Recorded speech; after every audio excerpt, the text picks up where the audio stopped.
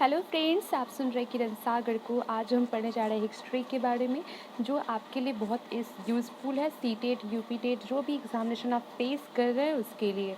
और सभी की जो मिथ्या है कि जो भी एग्ज़ामिनेशन हम दे रहे हैं उसकी अकॉर्डिंग बुक्स खरीदते हैं, अलग अलग बुक्स को लेते हैं, तो आपकी इस मिथ्या को ही मिटाने के लिए हमने क्या किया है कि आप ही के मार्केट के बुक से ही आपको सारे सिलेबस को कंप्लीट करवा रहे हैं। क्योंकि जो आप लोगों की थॉट्स होती है अलग अलग बुक्स के अकॉर्डिंग, क्योंकि चेंजेस तो कुछ नहीं होता है, बुक्स के कवर्स वगैरह जो भी वट एवर्स, ये आपकी मर्ज़ी है, बट हमने बस इस चीज़ को लिया।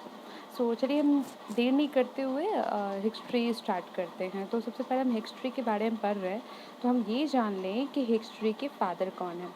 हिस्ट्री के फादर हमारे हैं हेरोडोटस। ठीक है, इन्होंने हिस्ट्री के बारे में इनको जनक माना गया, इनके फादर माना गया। History, first of all history है क्या, व्हाट इज़ हिस्ट्री? जैसे कि हम हमेशा सुनते आ रहे हैं, बचपन से पढ़ रहे हैं कि अतीत के बारे में जो जानकारी प्राप्त हो वो जो है हिस्ट्री है। लेकिन थोड़ा सा इसमें हम चेंज करना चाहेंगे कि हिस्ट्री, जो भी चीज़ें हम लोग एंशिएंट यानी कि अतीत के बारे में पढ़ते हैं, लेकिन कब प्रेजेंट में पढ़ते हैं, मतलब अतीत में घटी हुई घटनाओं को, ठीक है ना। प्रेस एंशिएंट टर्म में जो घटी हुई घटनाएं हैं उसको जब हम प्रेजेंट में पढ़ते हैं उसे हम हिस्ट्री कहते हैं।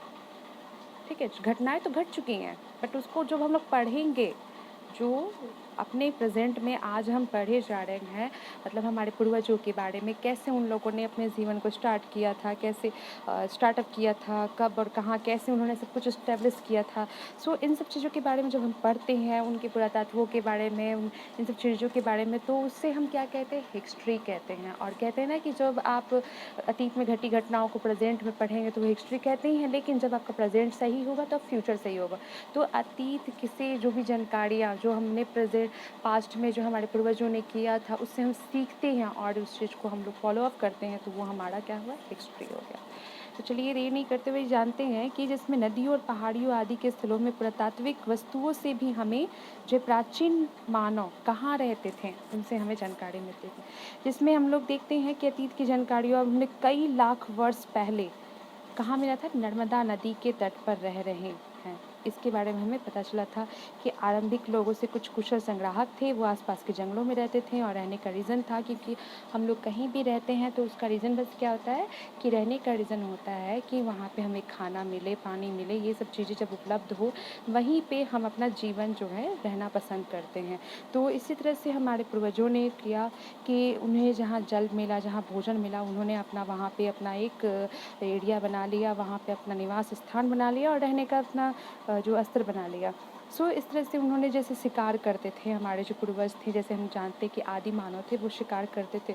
शिकार के थ्रू जो होते हैं सारी चीज़ों को वो शिकार करने के बाद अपना एक टीम बना देते हैं कि ताकि वो एक साथ जो है, जब मानते किसी बड़े जानवर को अगर मार रहे हैं तो एक साथ वो भोजन को कर सके, और जहाँ वहाँ पे कर मारे जहाँ पे उनको पानी वगैरह, और डेफिनेटली जैसे जहाँ मनुष्य है वहाँ जानवर भी, वो भी पानी पीने आएंगे, तो उन लोगों ने वो रास्ता अपनाया कि वहीं पे पानी पीने आएंगे, उनका शिकार करेंगे और अपना जो है अपनी भूख को मिटाएंगे। और इस तरह से धीरे धीरे उन लोगों ने इन सब चीज़ों के बारे में खोज किया, आदि मानव के बारे में हम लोगों ने डिटेल्स जाना। आगे भी हम लोग बहुत सारी चीज़ें इनके बारे में जानेंगे, जिसमें हम देखते हैं कि वो क्या करते थे, फलों को खाकर, जानवरों को खाकर अपना जीवन जो था व्यतीत करते थे, शिकार करते थे।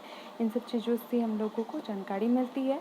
कुछ पॉइंट्स के अकॉर्डिंग हम जानते हैं कि उत्तर पश्चिम के सुलेमान और किरधर पहाड़ियों के क्षेत्र में कुछ ऐसे स्थान हैं।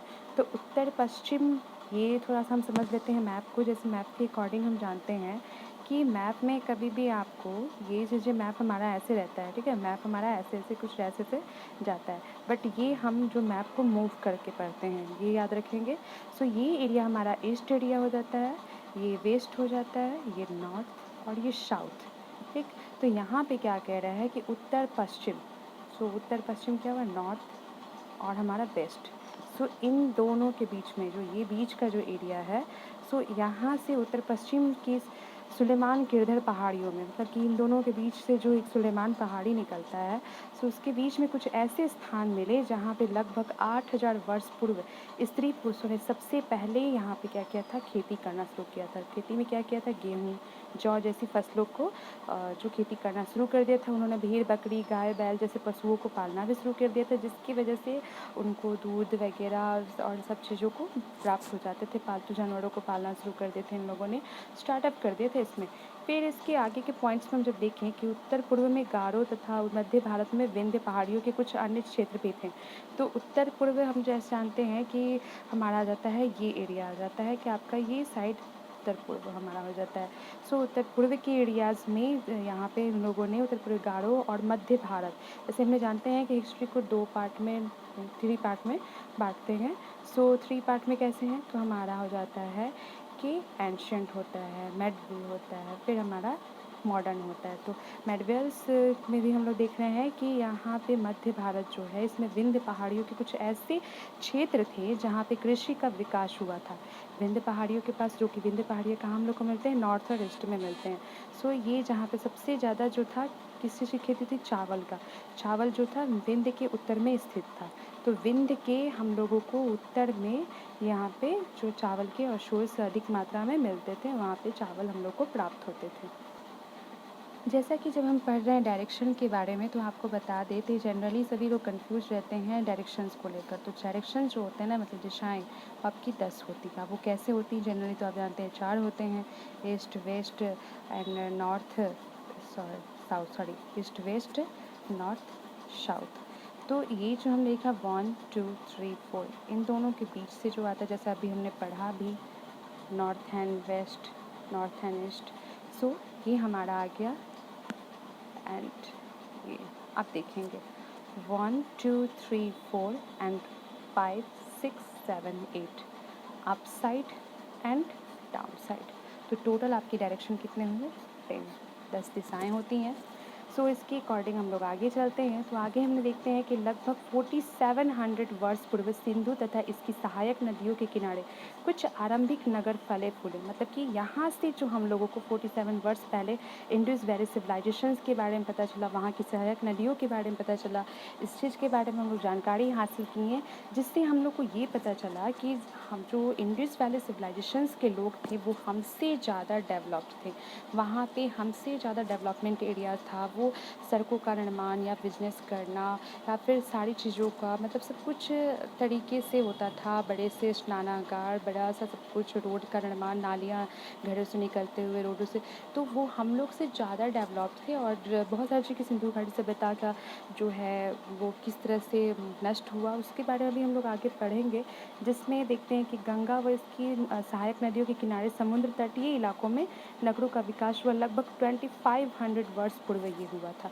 सो 25 वर्ष पूर्व हमने सिंधु घाटी सभ्यता, उसकी सहायक नदियों के बारे में बहुत सारी चीज़ों को हम लोग जानेंगे आगे। लोगों ने सदैव जो था उपमा